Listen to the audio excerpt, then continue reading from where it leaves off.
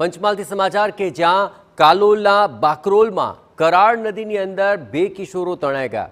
15 વર્ષીય કરશન ભરવાડ નામનો કિશોર હજુ લાપતા છે। એકનો બચાવ શક્ય બની શક્યો છે। કરાળ નદીના કોઝવે પરથી પસાર થતા બંનેના પગ લપસ્યા હતા।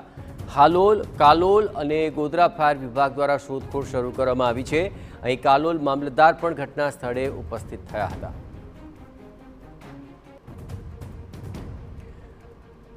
તો કરાળ નદીમાં કોઝવે પરથી ધસમસતા પાણીના પ્રવાહ વહી રહ્યા હતા। એ વખતે આ બંને કિશોરો ત્યાંથી પસાર થયા। બંનેના પગ લપસતા પાણીમાં ખાબક્યા હતા, જેમાં એકનો બચાવ શક્ય બન્યો છે, જ્યારે બીજાને લઈને શોધખોળ શરૂ કરવામાં આવી છે।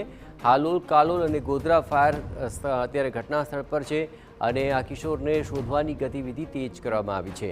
બાકરોલની આ કરાળ નદીની અંદર ભારે વરસાદ બાદ ત્યાં પાણી જોવા મળી રહ્યું છે અને તેમાં કરાળ નદીના કોઝવે પરથી પસાર થતા આ બંને કિશોરો લપસ્યા હતા। વધુ વિગતે વાત કરવા જોડાઈ રહ્યા છે TV9 સંવાદદાતા નિકુંજ। નિકુંજ, શું સમગ્ર વિગતો મળી રહી છે હાલ આ ઘટના અંગે?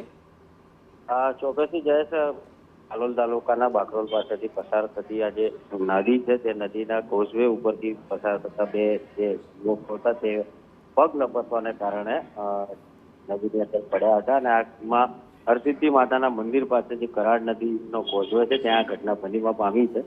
એક કિશોરને બચાવી લેવામાં આવ્યો છે, જોકે હાલોલ, કાલોલ અને ગોધરા ફાયર વિભાગની જે ટીમો છે તેના દ્વારા અન્ય જે કિશોર છે તેને શોધખોળ કાર્યવાહી હાથ ધરવામાં આવી છે।